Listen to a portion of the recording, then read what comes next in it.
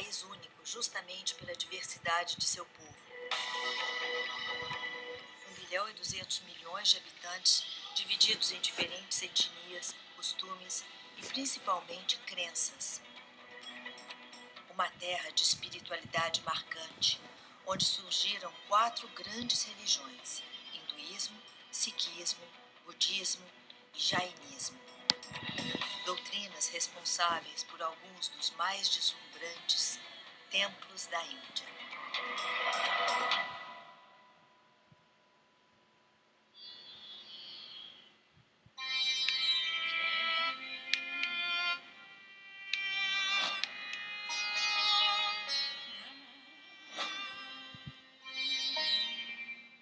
As colinas de Sharanandri, nos arredores da cidade de Aurangabad, a cerca de 1.300 quilômetros da capital Nova Delhi, escondem algumas das mais fascinantes e intrigantes construções já feitas pelo homem.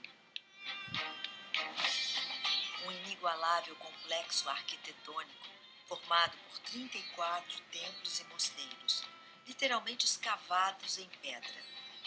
Este sítio arqueológico, mundialmente conhecido como Grutas de Ellora, se estende por 2 quilômetros ao longo da encosta da montanha.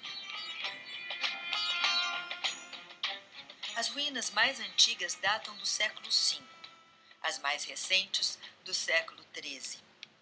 E desde 1983, o grupo de templos é reconhecido pela Unesco como Patrimônio Mundial da Humanidade.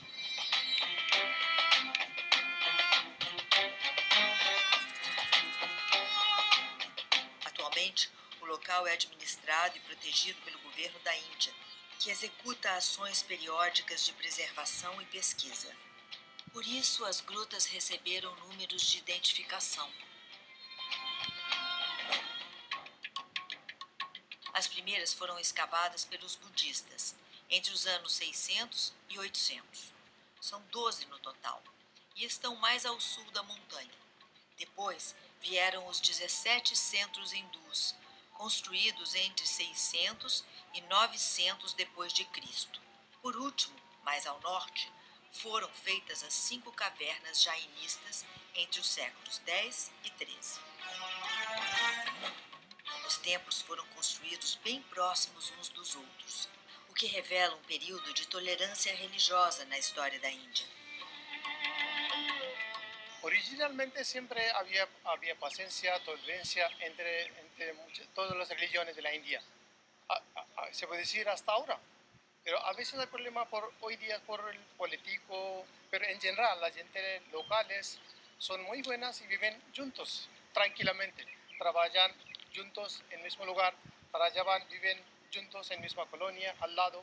En general se puede decir que la India tiene muy buena tolerancia de la religión entre nosotros. Se existe talvez alguma explicação para isso, está no próprio caráter da cultura indiana, que sempre, de alguma maneira, foi de alguma maneira tolerante ou que até ciosa da sua diversidade cultural interna. E me parece que existem, de fato, vários grupos minoritários de religiões diferentes dentro da Índia e que, pelo menos até recentemente, tiveram um espaço de preservação e convivência. Quer dizer, por um lado, eles não fizeram um esforço prosélito de se espalhar, mas, por outro lado, também nunca foram suprimidos, né? A Índia é bastante notável por isso, né? Pela sua diversidade interna.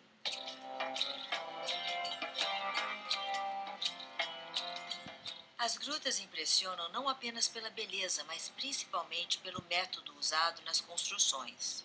Todos os 34 templos foram escavados rocha dentro, à mão, com ferramentas simples, como martelo e cinzel.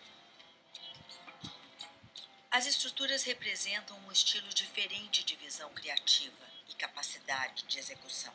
São obras complexas que exigiram várias gerações para planejamento e realização.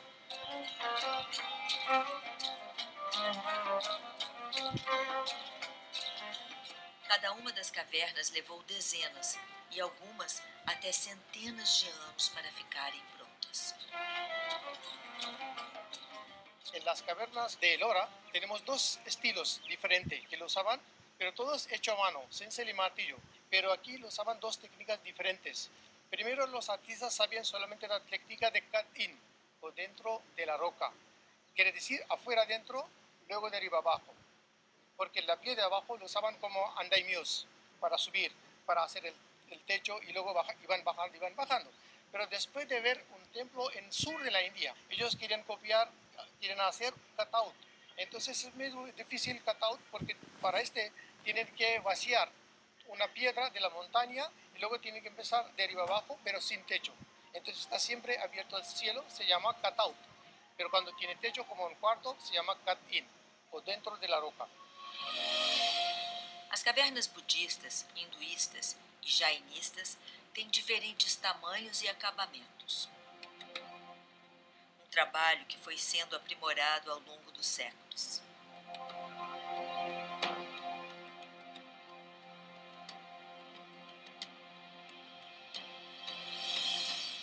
As mais antigas são as budistas. São 11 monastérios e um templo para orações e meditação, construídos entre os séculos 5 e 8. Em geral, os monastérios são construções de 2 ou 3 andares, formados por uma série de quartos, salas e outros aposentos.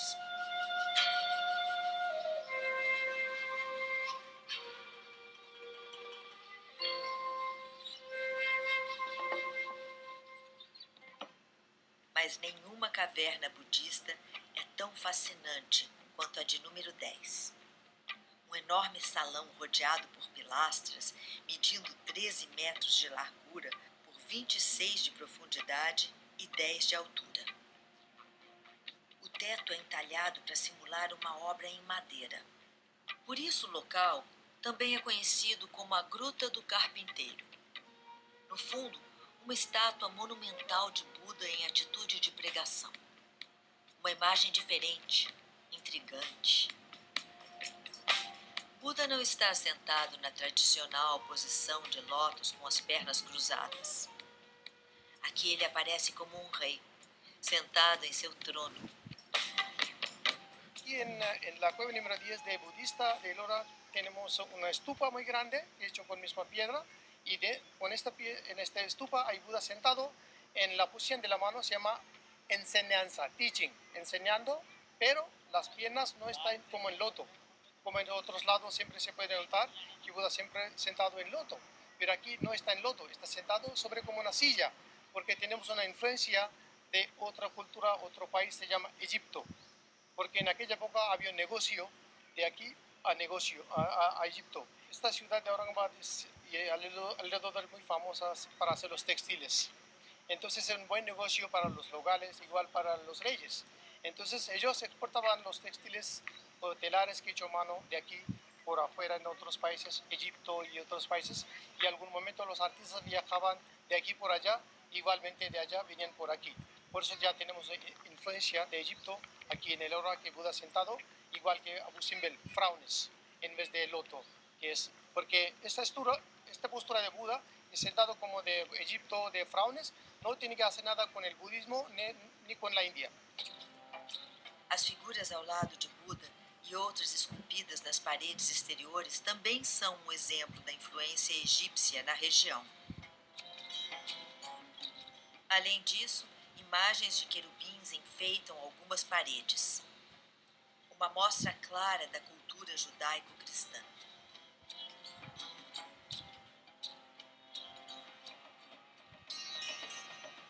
Com o declínio do budismo na Índia, por volta do século 8 d.C., a montanha passou a ser usada para a construção de templos hindus e jainistas.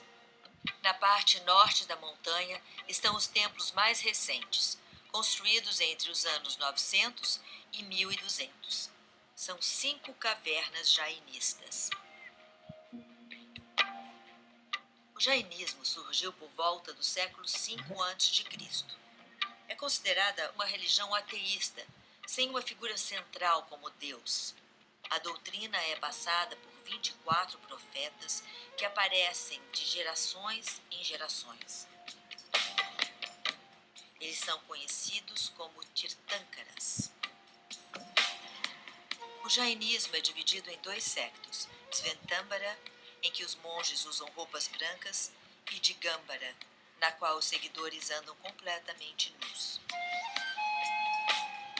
Os templos construídos em Ellora pertencem à doutrina mais radical. As cavernas não são tão grandes e imponentes quanto as mais antigas, mas a ornamentação e riqueza de detalhes são admiráveis.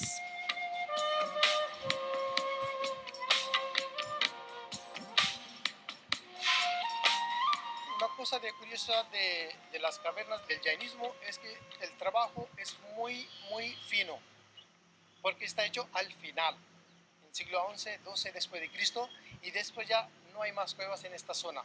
Pues lógicamente ya no hay más cavernas hechas después del jainismo. Sobre todo los jainistas son comerciantes. Como este templo aparece también se puede notar en la India, hay templos hechos en mármol, porque son comerciantes, tienen mucho dinero, prosperidad, y por eso el trabajo es muy bonito en el jainismo.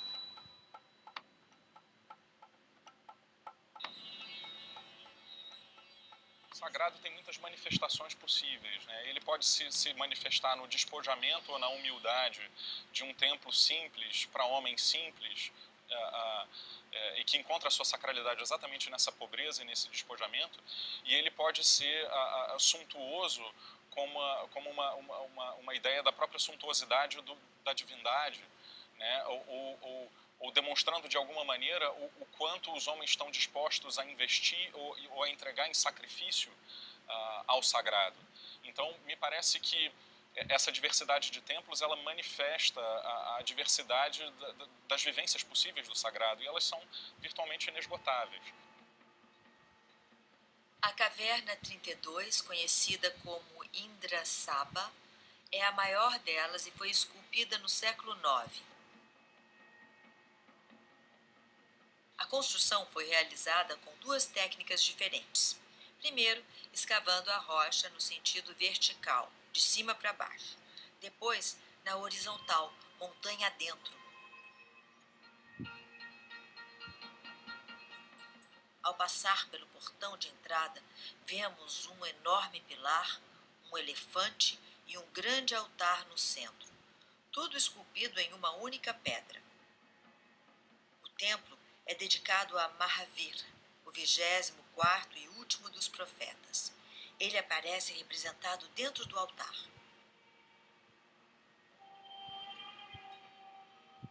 Na parte de trás, na área escavada para dentro da montanha, 2 andares com enormes salões lindamente decorados. Aqui vemos mais um altar em homenagem a Mahavir.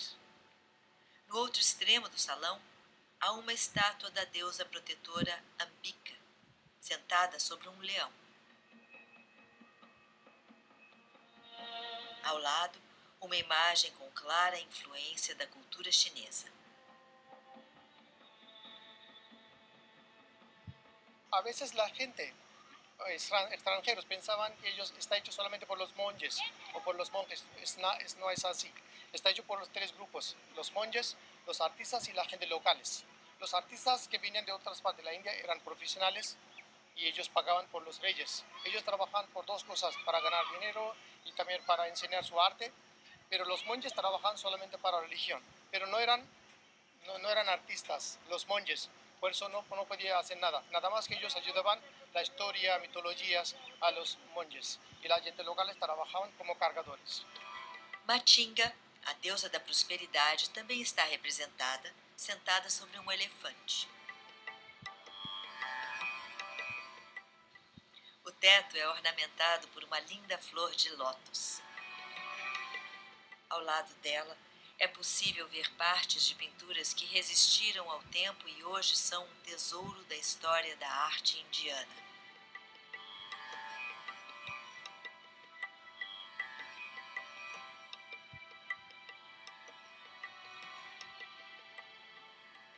Corredores estreitos fazem a ligação com outra bela gruta, que segue os mesmos padrões de ornamentação e beleza.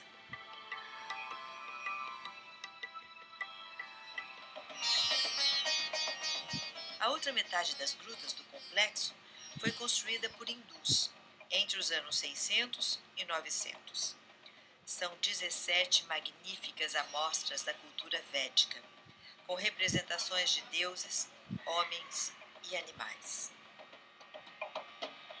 E agora chegamos à principal atração por aqui, a caverna de número 16, ou o Templo de Kailasa. Uma escavação de proporções gigantescas, decoração requintada e incrível trabalho de construção.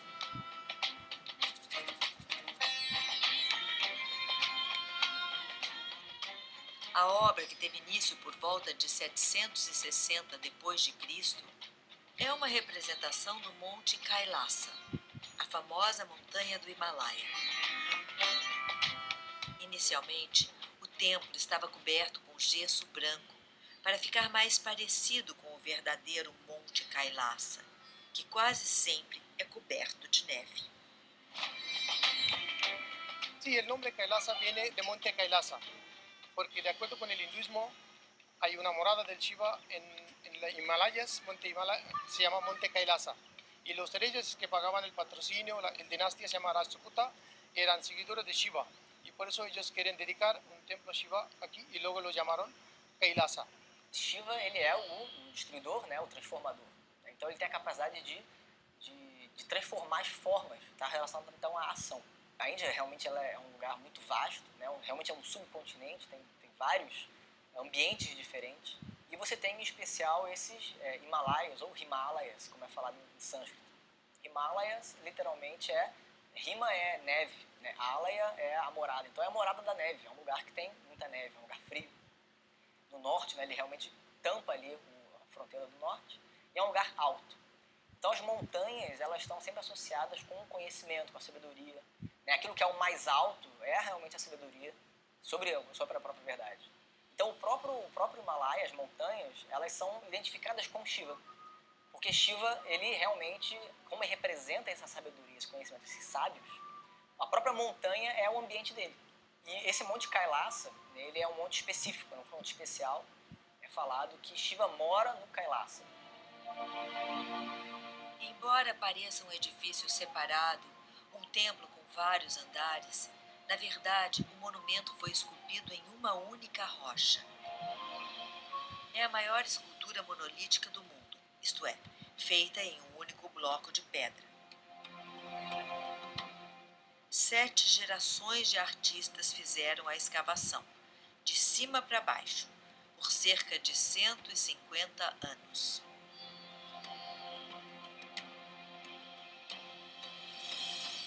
Es única cueva, se puede decir, en la India, que tardaron tantos años en hacerlo, 150 años solamente para una cueva, porque otras cuevas en el oro tardaron 30, 40, 20, 50, pero es único cueva, único templo, la 16 Kailasa, que es dedicado al Shiva, tardaron 150 años en hacerlo, porque ¿qué pasaba? Algún momento, durante lluvia, durante monzones, cada año no trabajaban porque no sale sol, porque la luz de sol es única manera para ellos para trabajar, pero cuando hay monzones no sale sol, nublado, es muy difícil para trabajar.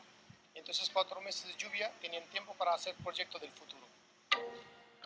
Os artistas começaram a talhar primeiro os detalhes do telhado, para depois descer para o teto e seguir para os andares mais baixos até chegar ao chão. Ao longo da construção, foram retiradas mais de 200.000 toneladas de pedra. Cinzéis terminaram o trabalho com perfeição, preenchendo as paredes com detalhes decorativos.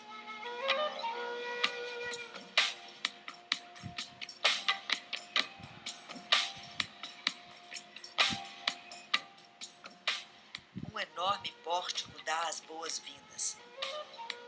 Passando por ele, é possível ver que o templo é formado por um grande pátio, medindo cerca de 46 metros de largura por 82 de profundidade, com um paredão de 32 metros de altura ao fundo. Ao redor, belos corredores e outros salões talhados na pedra. O altar principal, com 2 andares, fica bem no centro. Este modelo arquitetônico, com uma estrutura em forma de pirâmide, É muito marcante nos templos do sul da Índia até hoje. Na base, elefantes esculpidos como se mantivessem a estrutura no alto.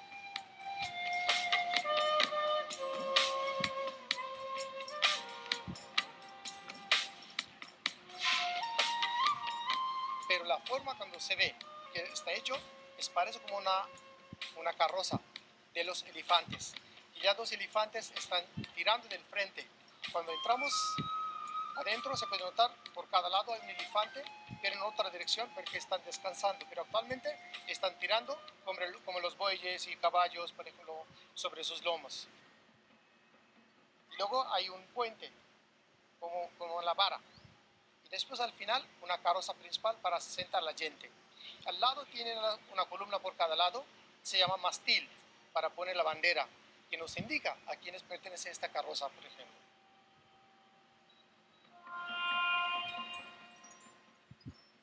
Y después por atrás, cuando vamos a dar una vuelta, hay animales, elefantes, dragón, león, por mismo nivel por todos lados, son las ruedas de la carroza, ellos llevando sobre sus lomos. Y sobre todo el segundo piso en medio, donde hay la vara, hay asiento del cochero para dirigir este vehículo, para conducir este vehículo.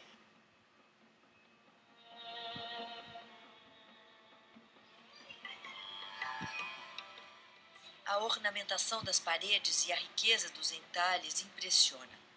Esculturas de diferentes divindades estão espalhadas por toda parte. E mais uma vez, é fácil perceber a influência de outras culturas. Kailasa tenemos influencia de Egipto también. Puede ser vienen como los comerciantes, a veces vienen también seguidores. Y por eso aquí se puede notar, hay un panel donde se puede ver, hay un señor, la cara, la facción parecido como un Egipto y también hay algunos parecidos como chinos. La cara, la barba también, los ojos como muy, muy chiquitos.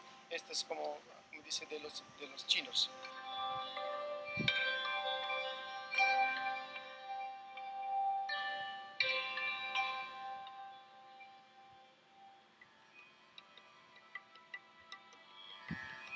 Passarelas tornam possível passear pelas galerias do segundo andar do templo central. Aqui fica o altar principal, dedicado a Shiva, o deus da destruição. No interior, a imagem de uma Shivalinga, símbolo fálico que representa a energia necessária para a origem do universo. E até hoje, mais de 1000 anos depois, os hindus visitam o local e mostram toda a sua devoção. Estas cuevas de Ellora nunca abandonado porque la caverna o el templo principal de Ellora, la 16, se llama Kailasa. Está dedicado al Shiva y siempre lo usaban un templo por los locales y también de otro estado, de la India, venían la gente como peregrinaciones. Lo usaban casi hasta independencia como un templo culto. O templo de Kailasa e todo o complexo de Ellora é uma verdadeira prova de que o homem, em alguns momentos, é capaz de criar e executar obras divinas. 34 esculturas de proporções épicas cravadas para a eternidade nas montanhas de Sharanandri.